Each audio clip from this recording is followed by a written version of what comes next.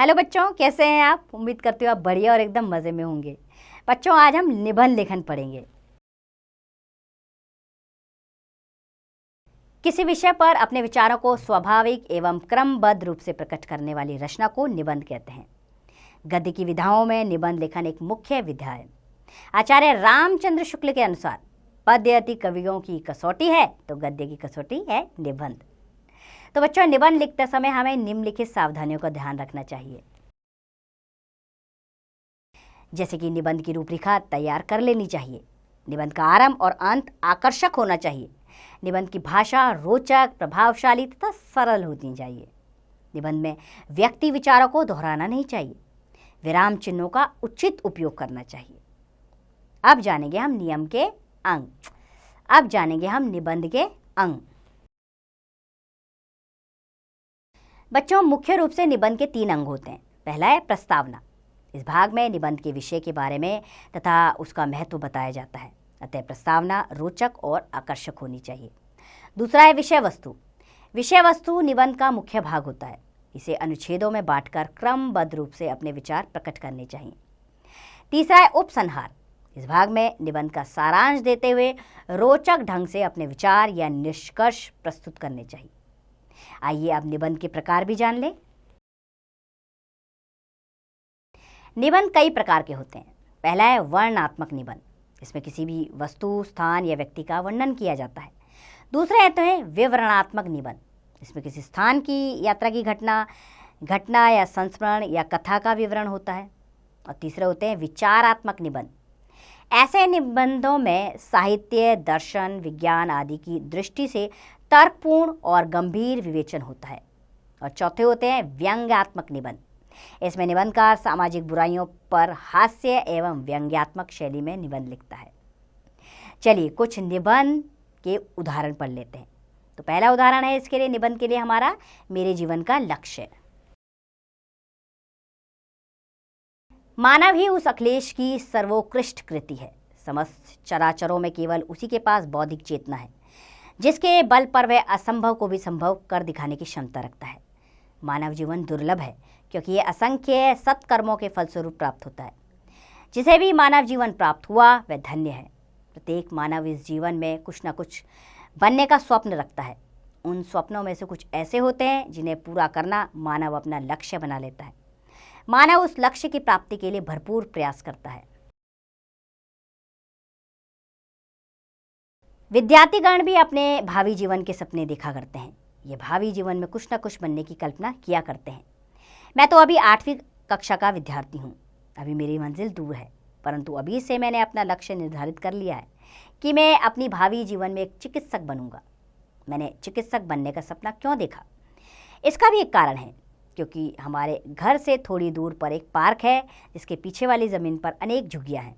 इसमें निर्धन लोग रहते हैं। मेरा मन कल्याण से भर जाता है और ढेर सारी दवाइयाँ उन तक पहुँच जाती हैं। और इधर इन निर्धन दीनहीन लोगों को भयानक बीमारी हो तो भी कोई परवाह नहीं करते। इसलिए मैंने ये निश्चय कर लिया है कि मैं एक चिकित्सक बनकर इन लोगों की सेवा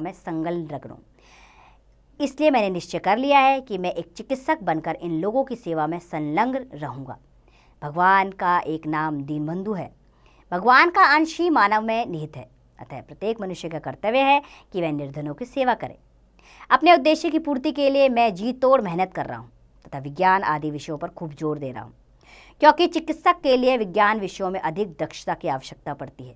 मुझे इस बात का पूरा एहसास है कि यदि 12वीं कक्षा में अच्छे अंक नहीं आए तो चिकित्सक के कोर्स MBBS प्रवेश परीक्षा में सफल होना कठिन होगा तथा मेरे जीवन का निर्धारित लक्ष्य केवल एक स्वप्न बनकर रह जाएगा।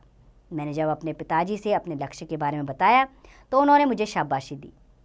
मैं सोचता था कि पिताजी मुझे किसी ऐसे व्यवसाय को चुनने के लिए कहेंगे जिसमें अधिक धन प्राप्त हो। यद्यपि चिकित्सक के पास धनाभाव नहीं होता, पर मेरा लक्ष्य तो कुछ और ही है। मैं निर्धन वर्ग के बीच रहकर अपना क्लिनिक खोलूँगा तथा उनकी सेवा करूँगा। भारतीय संस्कृति में कहा गया है, सर्वे भवन्तु सुखिनः, सर्वे सन्तु निरामयः, सर्वे भद्राणि पश्यन्तु, मा कश्चित् दुःख भाव भवेत्। मैं भी इसी आदर्श को अपने जीवन में उतारने को दृढ़ संकल्प हूँ।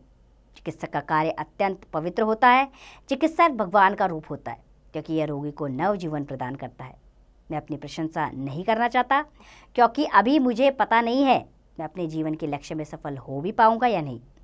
फिर भी मैं प्रयत्न करूंगा कि दीन दुखियों के लिए जीऊंगा। गीता में निष्काम कर्म का संदेश दिया गया है। मैं भी निस्वार्थ भाव से गरीबों की सेवा करके अपने को धन्य समझूंगा। मेरी उस परम पिता परमेश्वर से यही प्रार्थना है कि मुझे अपनी अभिलाषा पूरी करने के लिए साहस, संकल्प तथा दृढ़ता दे और मेरा मार्गदर्शन भी करे। निबंध लेखन के लिए हमारा अगला विषय है बढ़ती जनसंख्या की समस्या।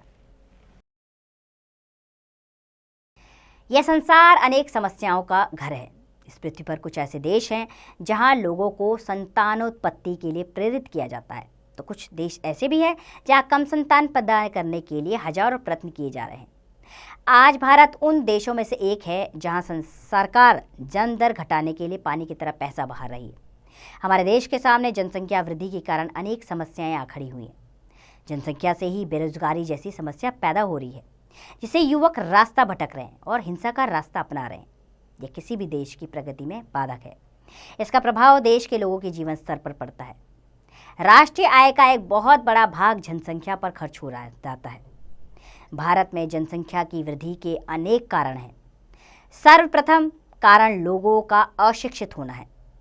अशिक्षित लोग यह मानने लगे हैं कि संतान ईश्वर की देन है। ईश्वर ने ही उन्हें पैदा किया है और वही उन्हें खाने के लिए भी देगा। दूसरा मुख्य कारण है लड़के की चाहत। हमारे समाज में आज भी लड़के के जन्म पर खुशियां मनाई जाती हैं और लड़की के जन्म पर घर में मातम सा छा जाता है। लोग लड़के की चाहत में जब तक बच्चे पैदा करते रहते हैं, जब तक लड़का पैदा नहीं हो जाता।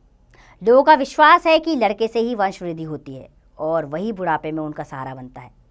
भारत की अनेक समस्याओं में जनसंख्या की समस्या अत्यंत विकराल है। स्वतंत्रता प्राप्ति के पश्चात भी केवल इसी कारण भारतवर्ष में गरीबी, बेरोजगारी तथा अन्य समस्याएं आज तक सुलझ नहीं सकी हैं। 125 करोड़ से भी अधिक जनसंख्या के कारण देश के आर्थिक विकास में बाधा पहुंच रही है। वर्तमान युग में बढ़ती आबादी गंभीर चिंता का विषय बन गई है। जनसंख्या वृद्धि के कारण देश की आर्थिक प्रगति में बाधा पड़ती है। यहाँ की आर्थिक व्यवस्था कृषि पर आधारित है। इतनी तेजी से बढ़ती जनसंख्या का पोषण करने में हमारी खेती असमर्थ है। सरकार ने उद्योग धंधों का जाल बिछाकर इस समस्या का हल खोजने में महत्वपूर्ण कदम उठाया है, परंतु जनसंख्या की वृद्धि के अनुपात में प्रगति नगण्य प्रतीत होती है। जनसंख्या की वृद्धि पर रोक लगाना अनिवार्य है। सरकार ने इस दिशा में बहुत प्रयास किया है। जनसंचार माध्यमों तथा समाजसेवी संस्थाओं के माध्यम से परिवार नियोजन का व्यापक प्रचार किया जा रहा है। लोगों को यह समझाया जा रहा है कि लड़की भी लड़के के समान ही बुढ़ापे का सहारा बन सकती है तथा लड़की हर वह कार्य कर सकती है जो लड़का कर सकता है।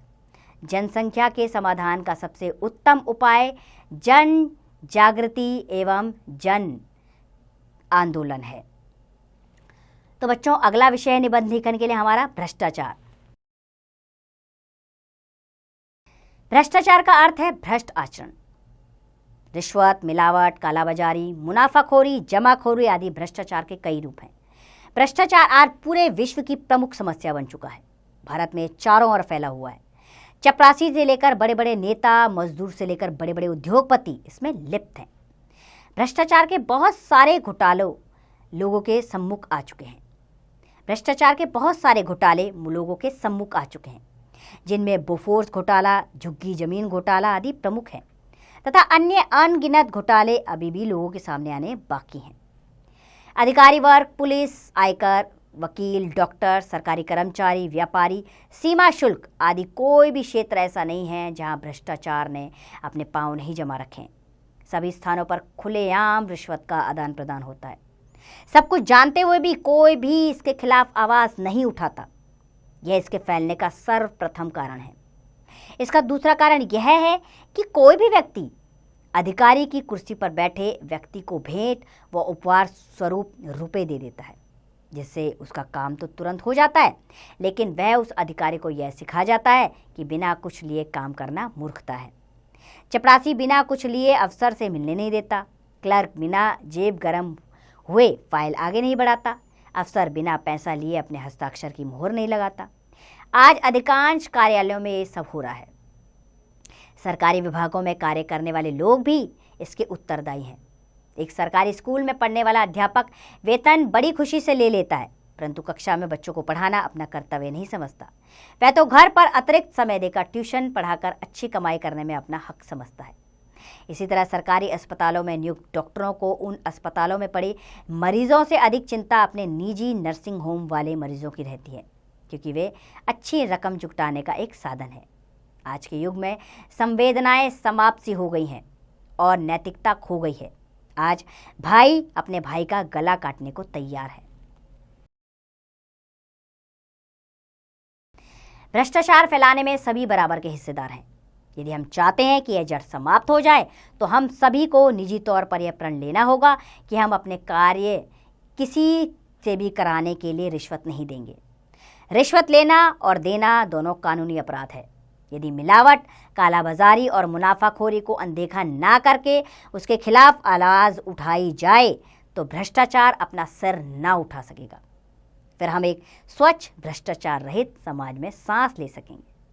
भ्रष्टाचार की जड़ें जितनी भी गहरी क्यों ना हो, यदि मनुष्य इसे उखाड़ फेंकना चाहे तो यह उसके लिए असंभव कार्य ना होगा। आज हम मिलकर कसम ये खाएं, भ्रष्टाचार को देश से दूर भगाएं। तो ये कितने सारे हमने निबंध के विषय पढ़े। तो आइए बच्चों, इस पाठ से संबंधित कुछ ध्यान देने योग्य बात जानें। निबंध का अर्थ है उचित ढंग से बंधी हुई वाक्य रचना। किसी विषय पर अपने विचारों को स्वाभाविक एवं क्रमबद्ध रूप से प्रकट करने वाली रचना को निबंध कहते हैं। निबंध के 3 भाग होते हैं: प्रस्तावना, विषय वस्तु तथा उपसंहार। निबंध कई प्रकार के होते हैं: वर्णनात्मक, विवरणात्मक, विचारात्मक तथा व्यंग्यात्मक निबंध। तो बच्चों, हमने कितना सारे निबंध लेखन के विषय पढ़े हैं। आप समझ गए होंगे कि निबंध कैसे लिखना है आपने। अब इसका अभ्यास कार्य आप स्वयं कीजिए।